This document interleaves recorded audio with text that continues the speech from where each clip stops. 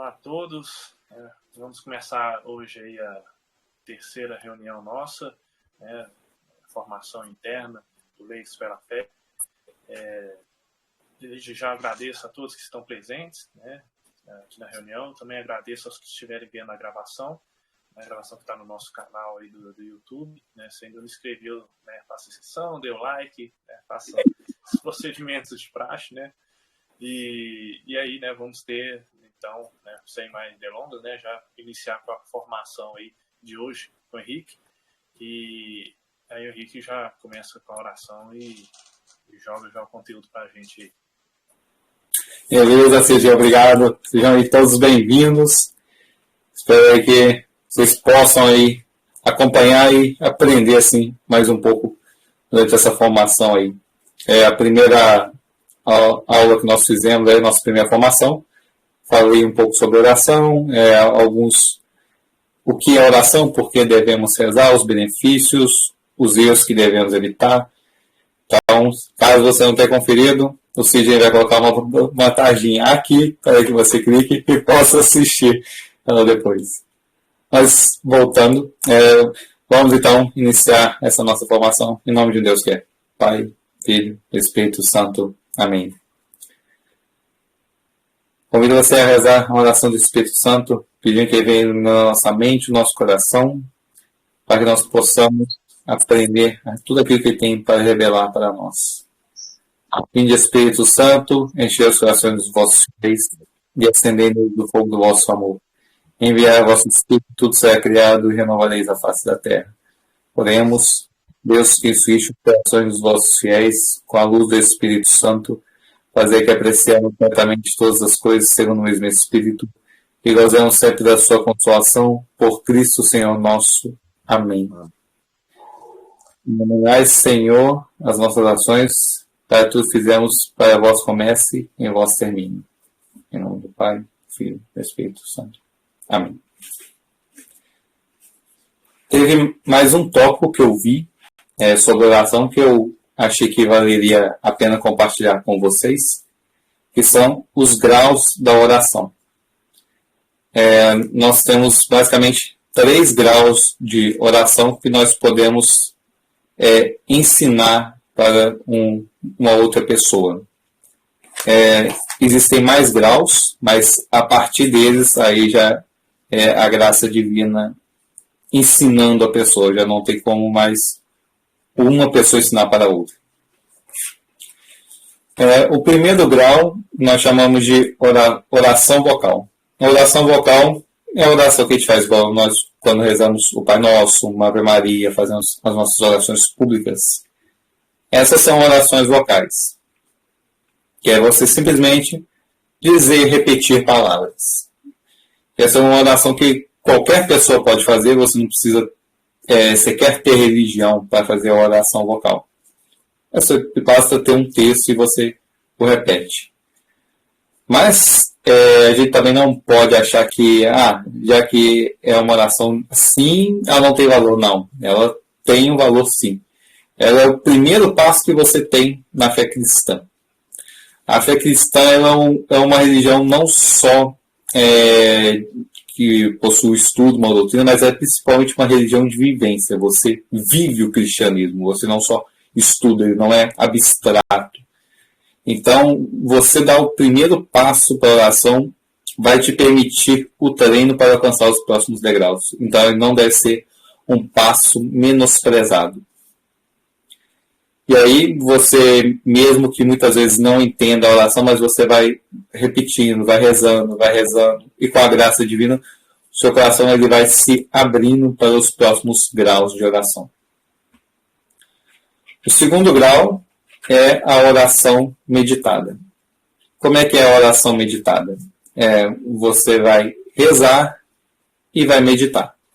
Aí, para isso, você pode utilizar a Bíblia, pode ser os mistérios do terço, pode ser um livro espiritual, um livro da vida dos santos. Como é que você faz? Você vai pegar o texto e vai ler. E aí você vai meditar, você vai estudar sobre aquela passagem, você vai ruminá-la, você vai pensando sobre ela, vai entendendo o que essa passagem quer me dizer, o que Deus quer me mostrar aqui, o que eu posso aprender mais de Deus. E aí você faz uma meditação. A diferença que muitas vezes pode passar, mas isso aí não é um estudo. Não é um estudo. O estudo seria algo puramente teológico. Você estaria se debruçando e procurando o porquê daquilo. Na meditação, você não só tenta entender os porquês, mas ela tem uma finalidade. Qual que é a finalidade da meditação? É você amar. Essa é o fim da meditação. A partir daquela nova experiência, daquele novo descobrimento, você passa a amar mais a Deus. É da natureza do homem a gente amar aquilo que a gente conhece. É impossível você dizer, por exemplo, que você ama uma pessoa que você nunca viu. A gente diz, nós amamos todos os homens, mas o amor, ele é um amor em concreto. Você conhece a pessoa e aí você é capaz de amá-la. Tirando em abstrações, você não tem o amor no sentido verdadeiro. Você pode ter uma caridade, uma solidariedade, mas não é o amor. E assim acontece também com Deus. Se nós não procuramos conhecê-lo, ter uma intimidade com ele, nós não somos capazes de amar. E aí, esse segundo grau de oração, ele tem esse sentido, que é você buscar a verdade. Quando alguém te perguntar o que é a verdade é uma pessoa, ela é Cristo. Quem é o amor? É uma pessoa, é Cristo. Ele é o caminho, a verdade e a vida. Então, ao procurar a verdade, você busca conhecer uma pessoa, e essa pessoa é Cristo. E aí, durante a sua meditação, você vai buscar essas verdades. E aí, Cristo, quando vê que você o está buscando, ele se revela a você. Aí, das formas que ele vai revelar no seu coração, das verdades que ele vai te apresentar, isso daí vai ocorrer durante este período. Não é, muitas vezes a gente pensa que vai ser um êxtase, uma coisa de santo. Não, às vezes é uma coisa rápida, é aquele estalo que você tem sobre aquela verdade. Quem aí já foi, por exemplo, numa experiência de oração, já pode ter tido um estalo semelhante, que você já ouviu falar com certeza que Deus te ama. Mas quando essa verdade é revelada para você, por exemplo, no momento de oração, você tem aquela certeza no fundo do seu coração. Já não é apenas um eu sei, é um eu sei. Você viveu aquilo no seu coração, essa experiência. E é esse tipo de experiência que o segundo grau de oração ele vai te proporcionar. E aí é um momento que você não tem que... Você tem que fazer com calma, com o tempo. Você não pode querer apressar. Não, quero ter vários momentos aqui, então vou ler rápido. Não. Você vai fazer com calma e vai viver cada momento, vai se deliciar com aquele momento. O Padre Paulo Ricardo diz que esse é como um banquete espiritual. Então você vai se servir desse banquete. Então, alimente-se do banquete. Aí quando o momento passar, e você fazendo esse momento de oração vai perceber isso, você continua fazendo a leitura do texto que você se propôs até o ponto desejado, no caso. E aí, muitas pessoas podem perguntar, mas como que eu vou saber? Não sei se eu estou fazendo isso certo, se eu estou fazendo isso errado. Uma forma de você saber se você está fazendo a meditação e a oração correta é os frutos que essa oração reflete na sua vida. As orações que você faz, ela tem te transformado? Pois, como eu disse, o cristianismo não é uma religião teórica, é uma religião de experiência. Então, a sua oração ela tem que surgir um fruto. Seja um fruto de ter mais paciência, mais caridade, de conseguir perdoar com mais facilidade, de superar seus defeitos, seus pecados. Esses são os frutos da sua oração. Fugir do pecado e adquirir as virtudes. Então, se você estiver indo nessa direção, você sabe que a sua oração ela está sendo frutuosa. E aí nós temos já o terceiro grau, que nós chamamos de oração afetiva. E aí isso é uma coisa que Santa Teresa d'Ávila fala. Quem tiver a oportunidade de ler é o Livro da Vida. Eu sempre fiquei encucado por o porquê desse nome, né? O Livro da Vida. Mas é porque toda vez que você faz a sua oração, faz as suas meditações, e essas verdades ascendem no seu coração, Deus ele vai escrevendo, imagine seu coração como se fosse um livro. Deus começa a escrever no seu coração um livro. Ele vai colocando essas experiências. E aí você fazendo esse processo repetido, constante, de meditação, dedicação, você vai chegar num estado em que você pode não precisar mais de um livro para você meditar. Você, ao recolher no seu interior, brota as verdades de Deus sobre ele e você medita sobre ela. Deus ele vai se revelando no seu coração. Mas aí, muitas vezes, fala assim, nossa, mas então eu quero chegar lá. Esse não é um processo que você força, ele é um processo que acontece. Você vai fazendo o segundo grau, que é a oração meditativa, e quando você menos esperar, você vai ver surgir essa oportunidade. Muitas vezes na ânsia de querer, não, eu não preciso disso, eu vou rezar e Deus vai falar no meu coração, Deus vai se revelar. Muitas vezes você não, sem a prática, você não vai ter certeza realmente se é Deus que está falando com você, se é você que está falando com você, ou se é uma influência, por exemplo, do demônio falando com você. Você só vai ter essa certeza de que é Deus quando você fez o passo anterior muito bem feito. E por que isso acontece? Porque no passo anterior você vai se acostumando a ouvir a voz de Deus. Deus aí vai falando com você, e aí você vai guardando aquela voz, você vai guardando a experiência dentro de você, que aí você vai saber exatamente quando é Ele quem fala com você, na sua oração. Isso demanda tempo.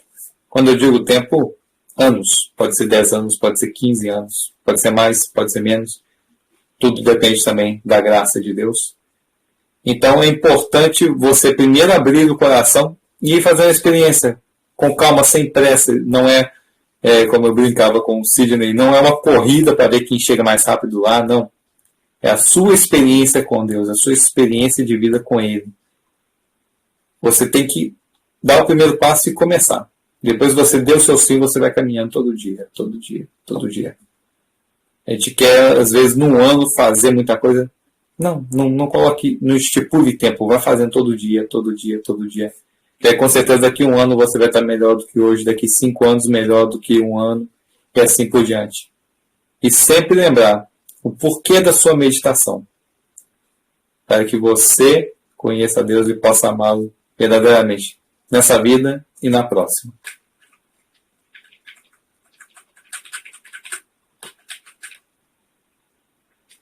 Bom, e aí, os próximos passos aí temos as orações místicas, outros tipos de oração.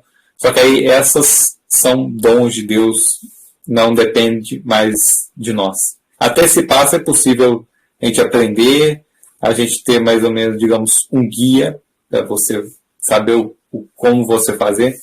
Mas a partir desse ponto aí já é a graça de Deus agindo em você e Ele que vai te ensinar a rezar, Ele que vai te ensinar como ter uma intimidade ainda maior. Fazendo uma alusão com as moradas do castelo interior. Se eu não me engano, até a 4ª morada é um esforço pessoal que você faz para chegar lá. Obviamente com a graça de Deus, mas é necessário um esforço pessoal.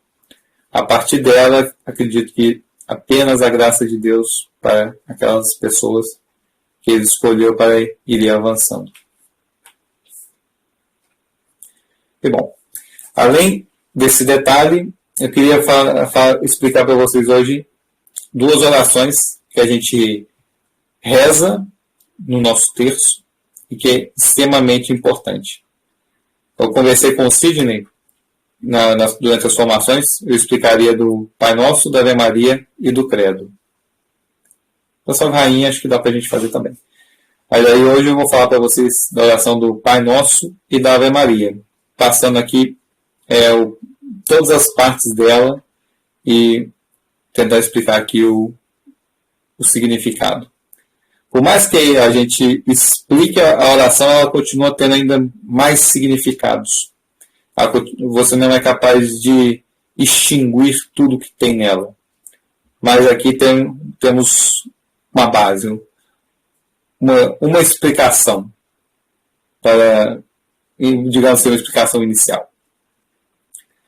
Então, começando com a oração do Pai Nosso.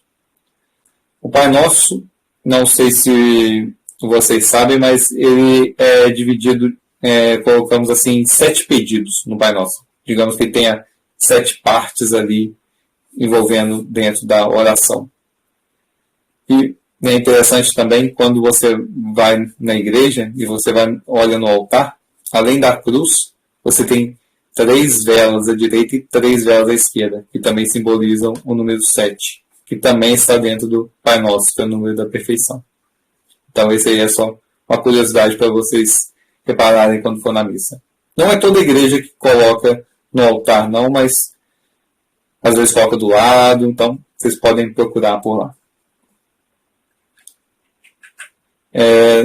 No Pai Nosso a gente divide ele basicamente em 2 partes, que a gente pede pelas coisas eternas e pede pelas coisas transitórias. Eternas seriam coisas do céu e transitórias seriam coisas da terra.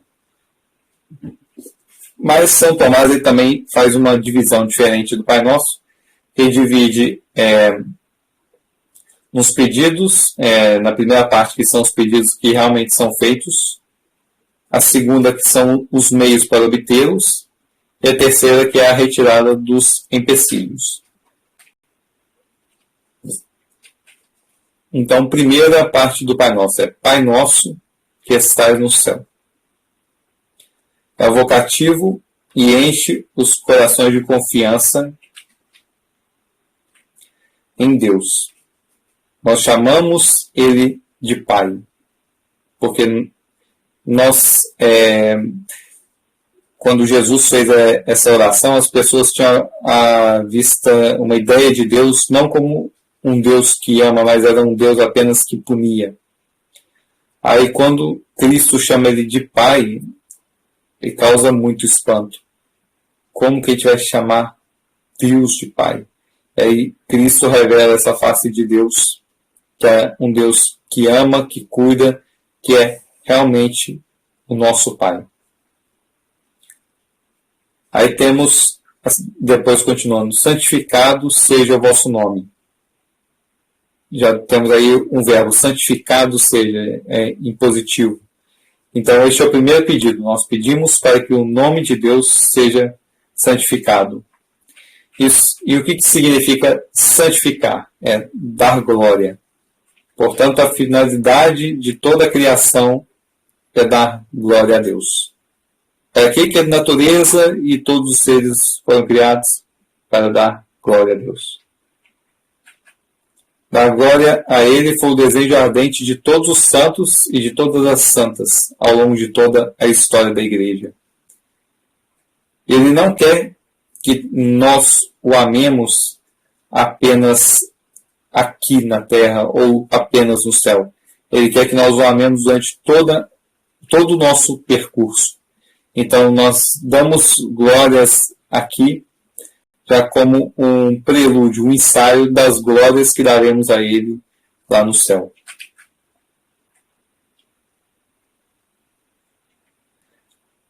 Depois temos, venha a nós o vosso reino, que esse é o segundo pedido do Pai Nosso. Que nós um dia sejamos admitidos lá no céu. Que essa é a finalidade da nossa vida de oração. Mais do que viver aqui, é viver olhando para o nosso fim último, que é o céu. Já na segunda parte, nós tratamos do meio. O primeiro meio é a obediência. É uma das coisas que mais agrada a Deus, é sermos obedientes. E aí vem a terceira petição do Pai Nosso, que é: seja feita a vossa vontade, assim na terra como no céu.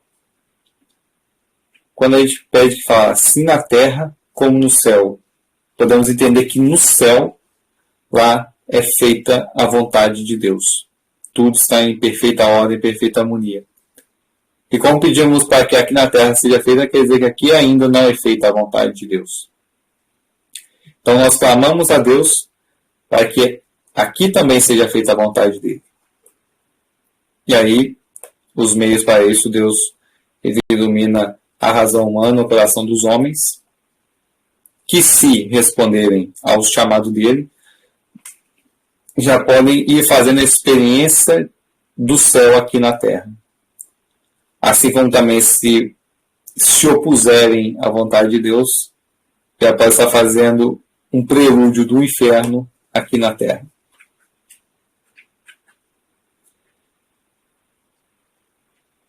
E aí temos os meios instrumentais, que seriam o como fazer, para nós chegarmos lá. E aí entra o quarto pedido.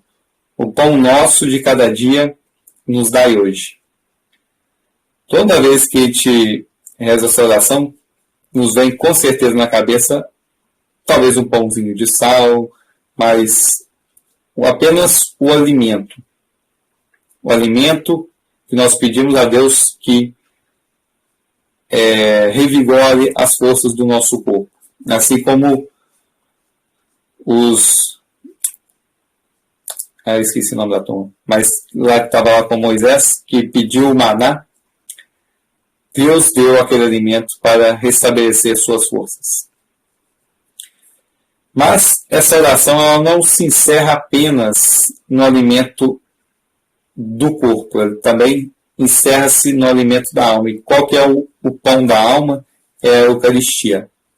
Então, quando nós fazemos essa petição, nós pedimos também o corpo de Cristo se faça presente na nossa vida. O alimento espiritual. Que não nos falte nem o espiritual, nem o temporal. E ambos se completam nesse pedido do Pai Nosso. E, na terceira parte do Pai Nosso, nos refere àquilo que impede de nos aproximar de Deus.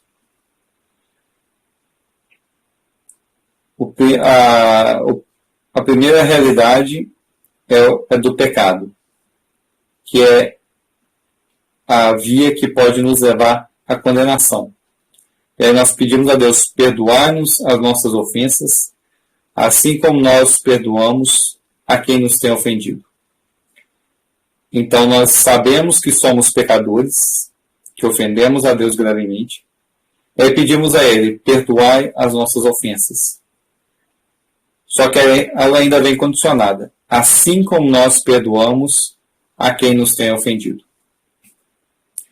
Então, nesse pedido, além de pedirmos que Deus perdoe as nossas ofensas, vem um pedido de Deus para nós também perdoarmos o nosso próximo. Porque a nossa ofensa a Deus ela é uma ofensa infinita, pois nós estamos ofendendo um ser perfeito, que é Deus. Então a ofensa a um ser perfeito ela é infinita, não tem como nós fazermos nada para apagar essa culpa.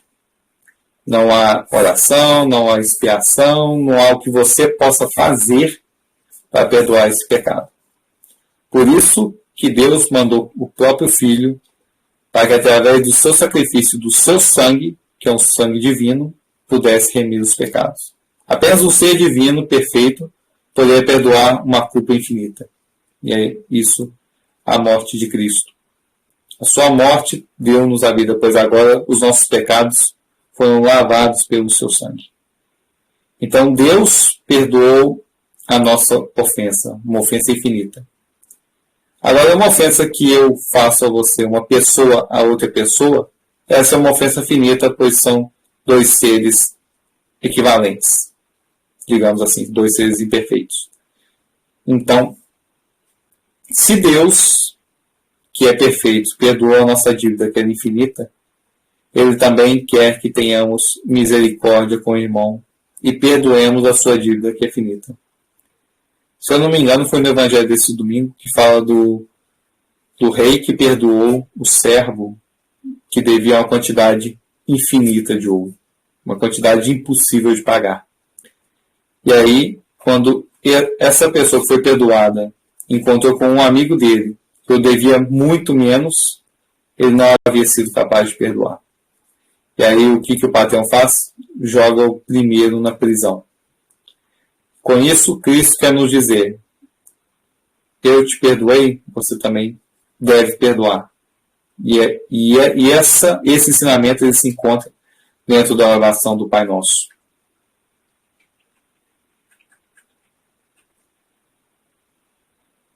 A segunda realidade é a tentação. Nós pedimos para Deus: não nos deixei cair em tentação.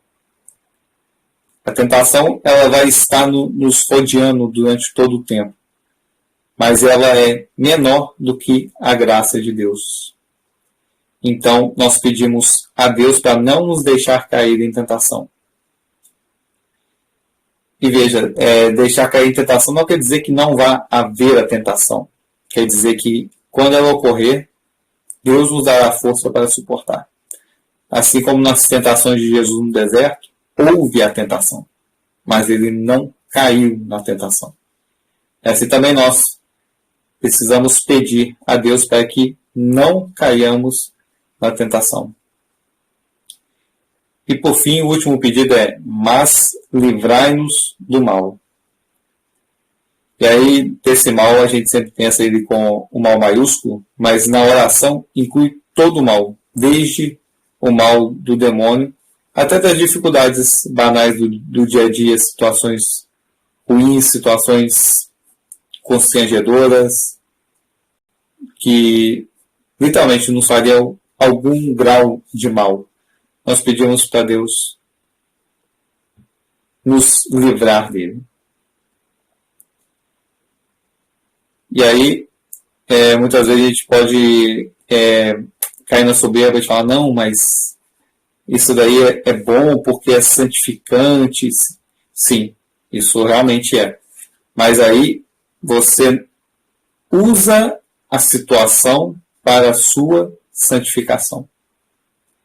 Mas a oração, ela não pode só te livrar, como ela pode te dar forças para resistir a esse mal. E aí vai da situação que se encontra, do plano de Deus para aquilo. E sempre lembrando que de toda situação, Deus tira o melhor dela. Bom, do Pai Nosso era isso que eu queria apresentar. Então vamos para a oração da Ave Maria. Então a primeira parte dessa oração ela foi tirada das Sagradas Escrituras, que é a palavra que sai do arcanjo Gabriel. Ave cheia de graça, o Senhor é contigo. E uma das reflexões muito bonitas sobre essa parte é que essa oração ela é composta pelo próprio Deus. Deus quem diz isso a Maria. O anjo ele é apenas um instrumento. Porque o anjo ele está em perfeita comunhão com Deus no céu. Então, os pensamentos dele são os pensamentos de Deus. E aí ele cumprimenta: Ave cheia de graça, o Senhor é contigo. E toda vez que um anjo ele aparece na história da Bíblia, as pessoas ficam honradas, alegres de verem um anjo, que é um ser divino, aparecendo na terra, se apresentando aos homens de natureza caída. Então, os homens sempre reverenciavam os anjos. Mas com Maria, não. Com Maria foi o anjo quem reverenciou Maria. Foi ele quem reconheceu as graças nela. Para quem não sabe, Maria, na hierarquia, ela está acima dos anjos. Abaixo de Deus é Maria. Então, o anjo reconhece isso e faz isso através da sua saudação. Ave cheia de graça, o Senhor é contigo. E aí depois temos o complemento que é a frase de Santa Isabel: bendita és tu entre as mulheres e bendito é o fruto do teu ventre. Como que uma mulher comum, Santa Isabel ela era uma mulher comum, apesar de ser uma mulher temente a Deus, de viver os mandamentos, ela continuava sendo uma pessoa comum. E ela enxergou Cristo no ventre de Maria. Então, o Papa Bento XVI, Papa Emérito, ele diz que é o Espírito Santo quem agiu em Isabel nesse momento. Assim como quando Pedro reconheceu em Jesus, a quem iremos, Senhor, só tu tens palavras de vida eterna, esse mesmo Espírito aqui fala através de Isabel, revelando-lhe essa verdade que depois seria revelada para o mundo, que é Cristo. Então, essas duas frases, elas compõem um louvor à Virgem Maria, e ao mesmo tempo, uma profissão de fé nos mistérios relacionados à sua vida. Bendito é o fruto do teu ventre. É uma contraposição também a Eva, que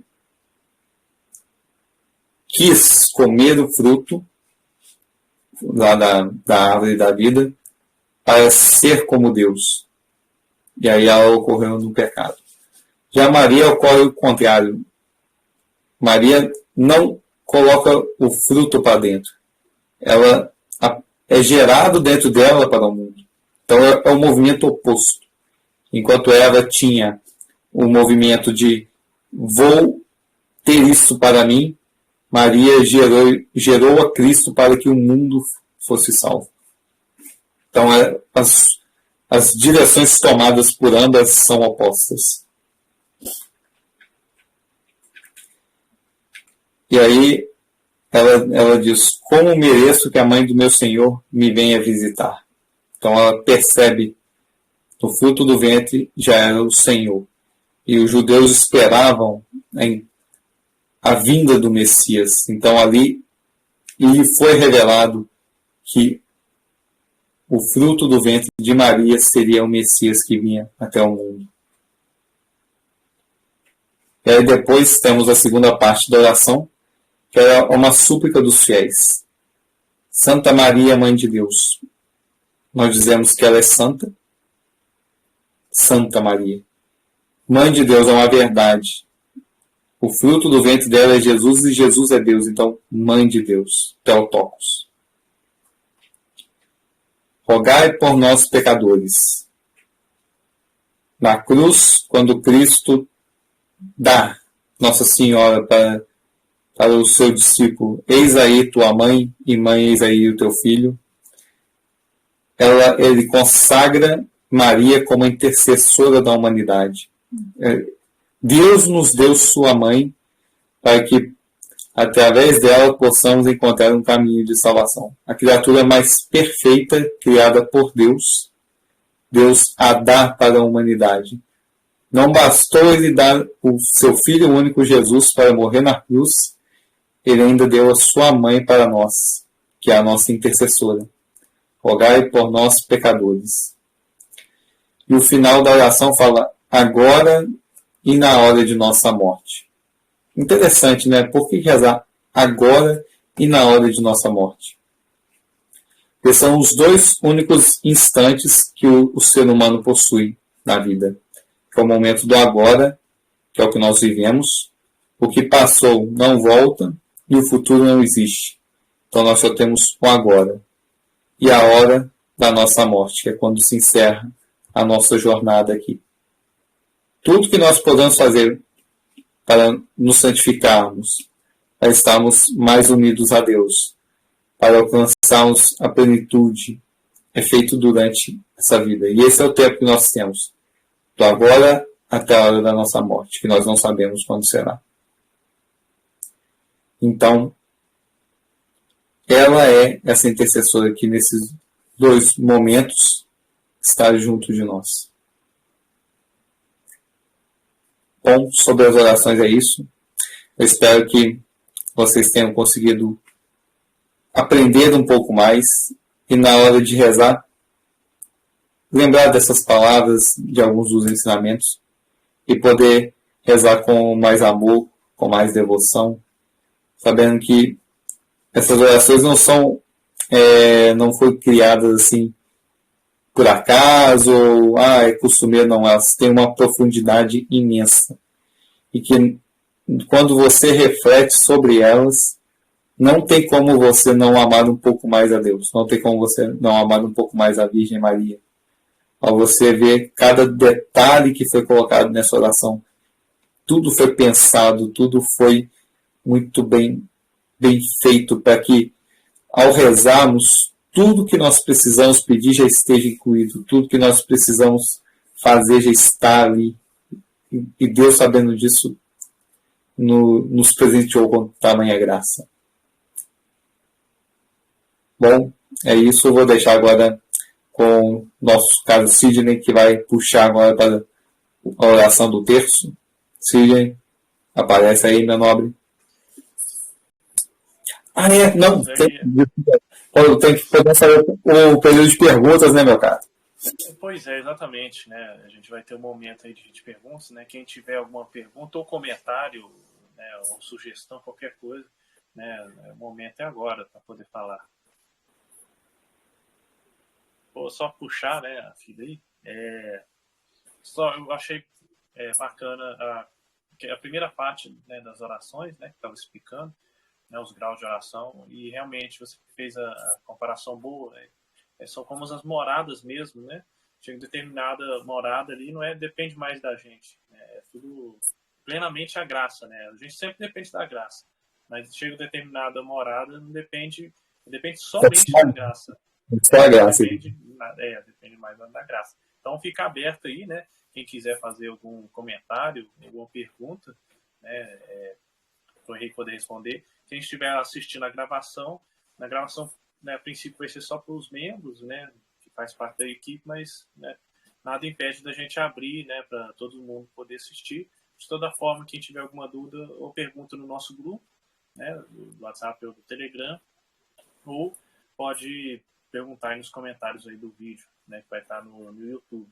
Então fica aberto aí, quem quiser pode, né, pedir a vez aí. E não precisa ficar com vergonha, falar, não sei se a minha pergunta tá boa, se a minha pergunta é assim, não tenha vergonha. Faça a pergunta aí e a gente dá um jeito de responder. Se não der, a gente anota aí, caça a resposta dela. Eu não vou nem fazer uma pergunta, não. Vou dizer que você é um bom professor, viu? Muito bom. Deu para entender tudo direitinho. E falando assim mesmo, que é igual você falou, são anos que a gente vai criando essa intimidade com Deus. Aí chega um tal ponto, Henrique, que a gente assim se entrega e aprende assim a confiar cada vez mais, a saber assim aceitar a vontade dele e deixar ele no controle. É o que eu sempre faço.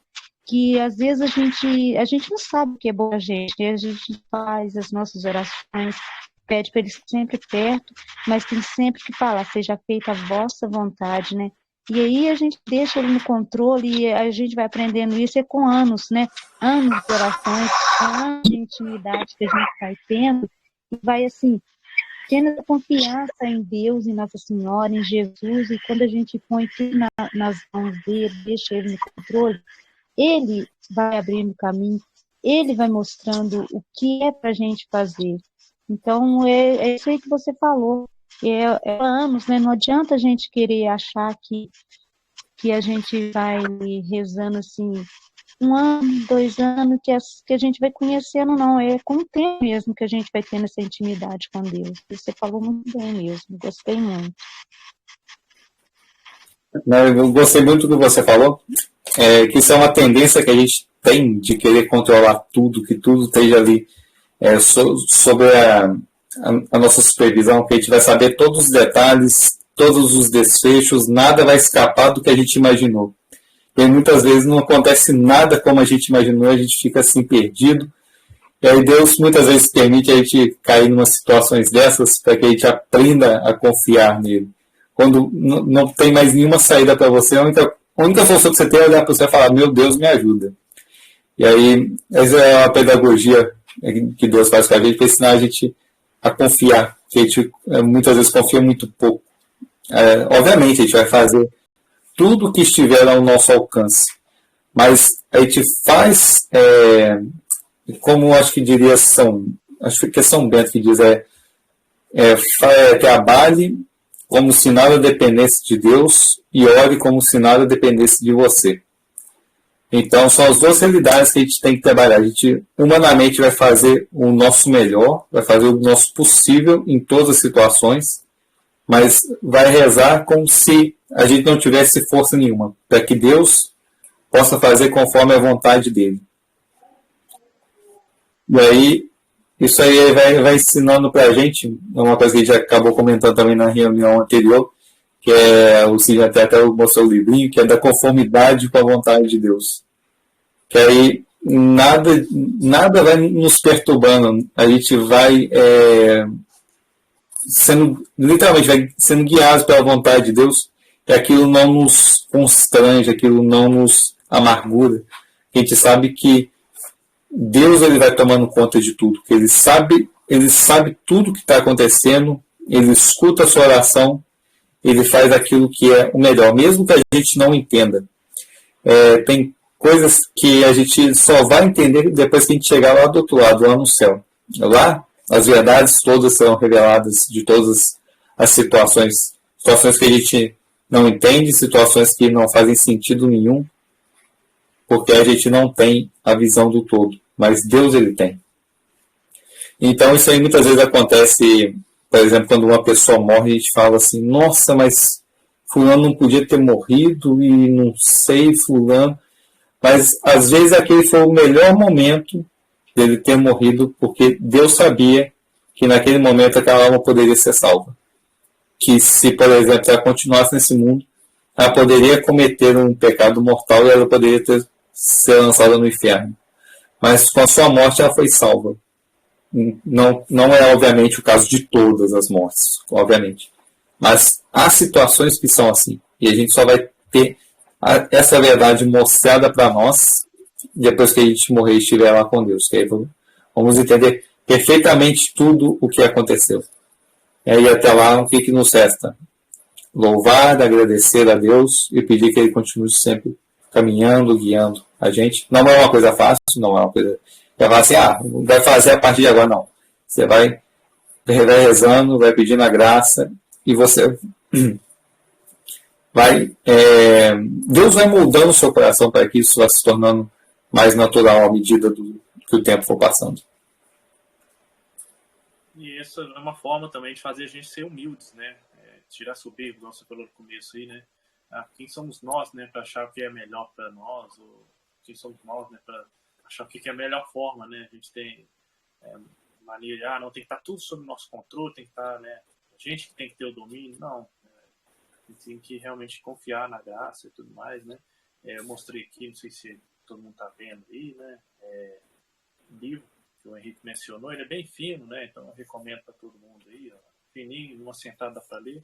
E é um tesouro isso aqui, porque realmente, né, ensina a gente a se conformar com a vontade de Deus, né, justamente a gente ser menos soberbos, né, e mais humildes de aceitar o que Deus quer para a gente, porque Deus, mais do que ninguém, né, sabe melhor de tudo, né, o que é melhor para a gente, o que é melhor para qualquer situação, né. Fica aberto aí, mais alguém quer fazer algum comentário? Só vou fazer mais um adendo, Sidney. Eu acho muito interessante essa parte aí que você acabou de falar da soberba, porque olha que coisa interessante, a gente é tão soberbo que a gente acha que a gente sabe mais do que Deus. A gente tem a coragem de falar que Deus errou. Olha a soberba da criatura. Deus, que é perfeito, onisciente, onipresente, onipotente, errou, e eu, suprema decadência, sei o que é melhor. Nossa, assim, a soberba escrita. A gente que é o pó do pó se acha, né, no direito disso. Né? Que sabe mais do que Deus, que sabe o que deveria ser melhor. Exatamente, é por aí mesmo.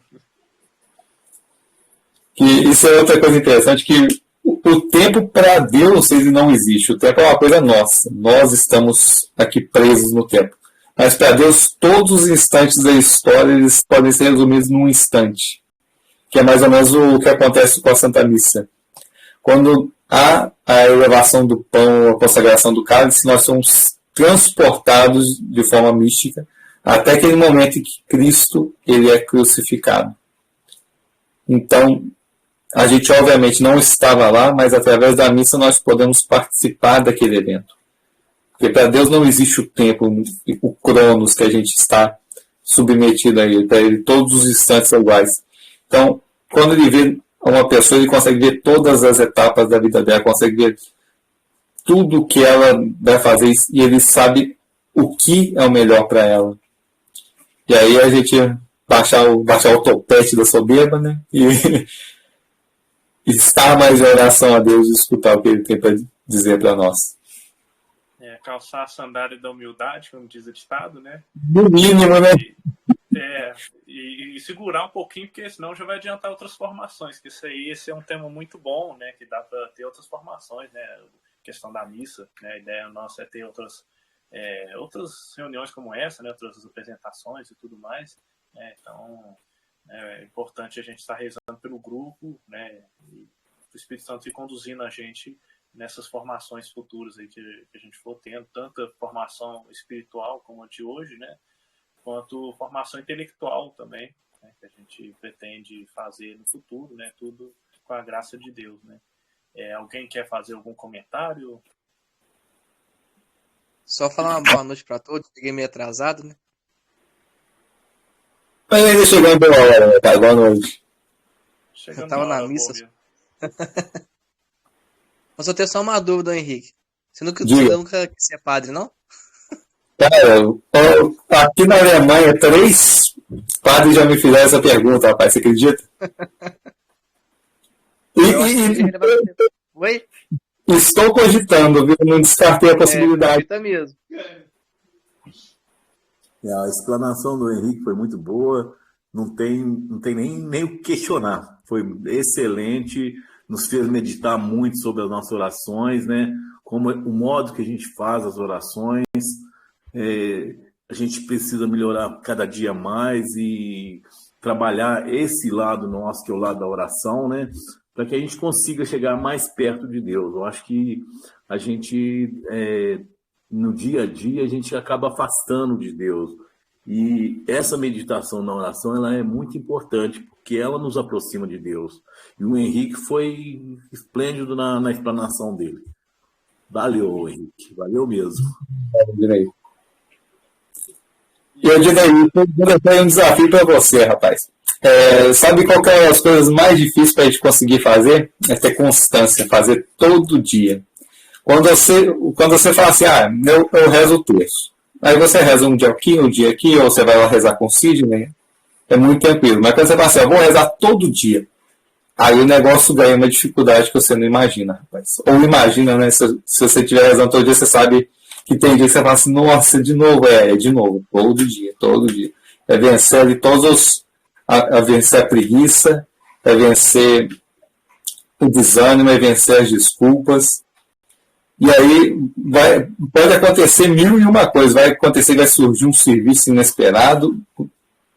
Quando você puser aí uma meta, que no caso aqui eu acho que uma meta interessante aí, a gente todo dia, se possível, ir na missa, rezar o terço, e te dar uns 15 a meia hora para fazer essa meditação que eu falei hoje aqui com um livro, com a Bíblia.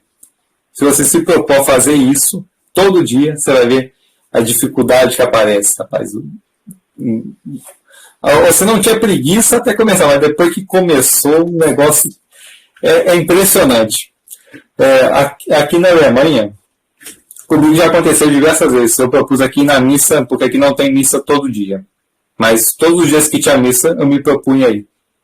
Cara, tinha dia que você tá morto, você não tá custando até andar. Porque aqui no domingo a gente faz umas caminhadas.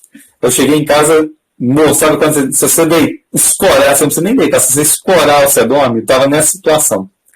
Aí eu olhava assim, você começa a negociar com você, né? Ah, mas porque domingo é obrigatório você ir na missa. Mas como eu vou também no sábado, você pensa assim, mas eu já fui sábado, né? A obrigação eu já cumpri. Aí você fala assim, não, mas é a missa, é Cristo, é eu me unir a Ele. E aí você para de negociar, a gente tem que parar de negociar com a gente. Quando a gente para de negociar, só bota a roupa e vai, as coisas começam a caminhar melhor. Então fica essa dica aí para quem quiser começar. Não tente negociar porque você vai ganhar. Você vai ganhar e não vai fazer. Então não tente negociar, só vai. Isso a experiência acontece também com pessoas que começam a academia, começa animado e tal, dá 2 semanas já larga para lá. Aí muita gente que vai à academia utiliza dessa mesma técnica. Não, eu não vou me perguntar se eu quero, se eu vou, não. Eu vou. Isso aí com o corpo. Com a alma a gente faz a mesma coisa, do mesmo jeito. Enquanto a gente não conseguir matar essas imperfeições, essas dificuldades no nosso coração, a gente não consegue vencer. Eu vi uma reflexão que eu achei muito interessante, que quando você está com fome, a primeira coisa que você quer fazer é achar alguma coisa para comer, é saciar literalmente aquele vazio interior que você está sentindo ali. Mas depois que você se saciou, você tem repulsa pela comida. Se você obviamente não tiver cometido pela gula, depois que você está satisfeito, você vai olhar para aquele prato de comida, se tinha oferecerem mais um, você já vai olhar para ele assim, eu não vou encarar não, eu não dou conta. Quem me conhece de retiro, acho que é brincadeira, mas mas é assim mesmo. E já com o alimento espiritual, que é a Eucaristia, as orações, acontece o oposto. Você, para começar, você sente uma repulsa. Você não quer aquilo, você vai tentar se afastar. Mas se você insistir, a sua alma ela vai se dilatando e aí você vai tendo mais vontade, mais desejo de consumir mais e mais e mais. Então, por isso que é necessário dar esse primeiro passo, esse tempo aí, para começar na vida espiritual, para ela dar sempre constante e sempre crescente. Só para fechar, né, essa questão, é meio que soberba também, né, você negociar. E agora só essa parte aí que você falou por último, parece que, não sei se eu coloquei, né, se a gente colocou aí porque todo semana a gente está colocando postagem, na própria postagem que você viu isso. Se não me engano, eu coloquei essa parte aí. Eu sei que eu tinha visto isso daí, mas eu não lembrava de onde. Tá vendo? Tá jóia. Então, para encerrar, tem uma... Diga, Karen. Eu queria fazer a sugestão para o pessoal poder estar fazendo meditação, que nem você falou aí. Eu queria saber, você é a Lectio Divina mesmo, ou aquele espiritual de Santo Inácio, de Loyola? Como você faz para dar sugestão? No meu caso, eu fazia mais ou menos da Lectio Divina. Não era o método do Padre Jonas, vamos dizer, não tinha muito método. Eu gostava de ler cada passagem e ir meditando sobre cada versículo. Então, com algumas passagens. O Evangelho do dia?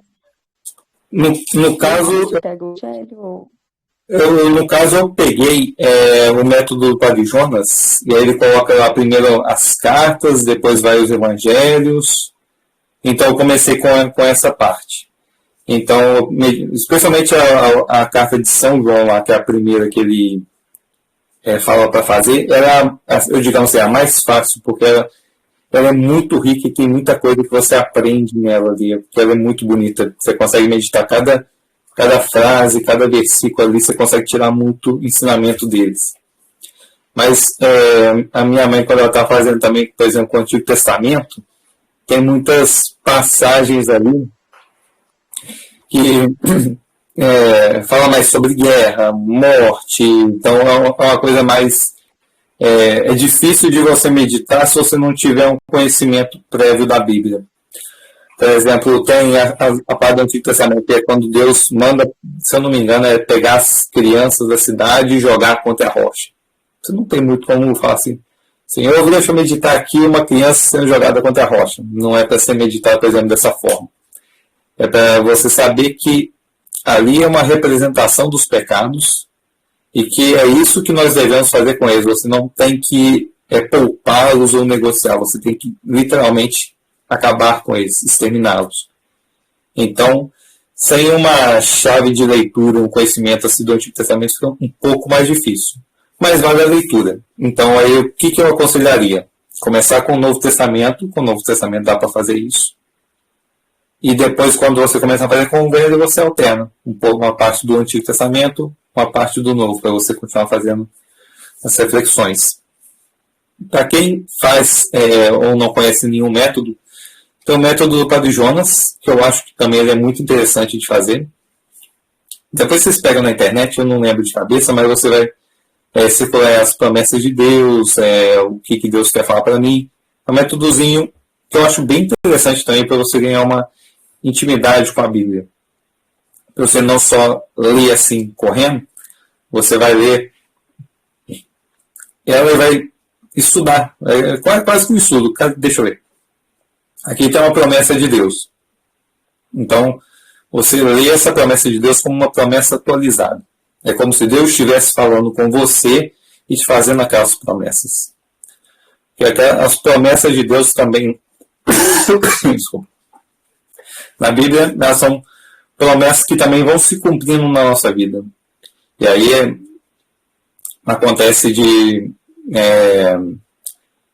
você ler uma passagem da Bíblia e falar assim, nossa, isso daqui é o que eu precisava ouvir, nossa, é isso que eu estava precisando.